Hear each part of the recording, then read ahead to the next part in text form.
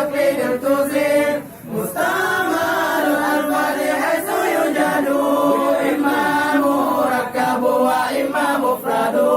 فأول ما دل جزء على جزء معناه بعكس مثلا وهو على قسمين عن المفردة كل أو جزء حيث وجد كمفيد مشترك لكل يوجد أسد وعكسه جزئي وأول لذاته في أندرات فسوء أو لعريض إذا خرج وكلية خمسة دون انتقاد جنس وفصل عرض نوع وخاص وأول ثلاثة بلا شتان جنس قريب أو بعيد أو وسط ونسبة الألفاظ للمعاني خمسة أقسام بلا نقصان تواتر تشقق تخلف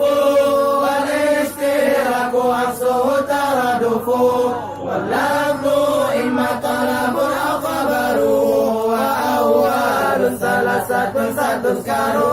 أمر مع الصلة وعكسه دعاء وفي التساوي فالتماس وطاعة الكل حكم على مجموعه ككل ذاك ليس ذا وقوع وحيث ما لكل فرد حكم فإن كلية كالعلماء والحكم للبعض هو جزئية وجزء معرفته جلية معرف على ثلاثة قسم حد ورسمي ولفظي مولي فالحد بالجنس وقص وقاع ورسم بالجنس وخاصة الماء ونركز الرسم بخاصة فقط أو مع جنس أقل كالابتباع وما باللفظ لديه شهرا تبديل لفظ رديف أشارا وشرط كل أن يرى مضطردا معاكسا وظاهرا لا أبعدا ولا مستويا ولا تجوزا بلا كارهة بها تغرزا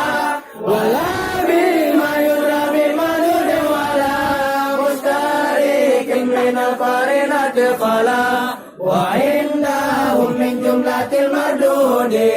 أن تدخل الحكم في الحدود ولا يجوز في الحدود ذكر أو وجائز في رسم فضل ما رواه متى ما رسم فريضته جرى بينهما بقية وخبرا ثم القضايا عندهم قسمان شرطية أمنية وثاني كلية شخصية وأول إمام مصور وإمام مالوك وصور كلية وجزئية يرى وأربع أقسام حيث جرى إما بكل أو ببعض أو بلا شيء وليس بعض أو شيء جلا وكلها مجرد والسلبا إلى الزمن أيبا والأول موضوع في الأمنية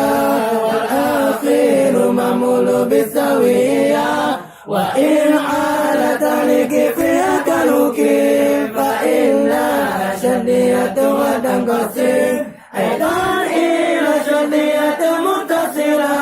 ومثلها شدية منفصلة نسألهما مقدم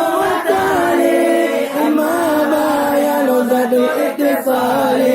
ما أوجب ثلاث من جزئين وذات الانفصال دون معين ما أوجب تنفرا بينهما أقسام وثلاثة فرد علماء منيع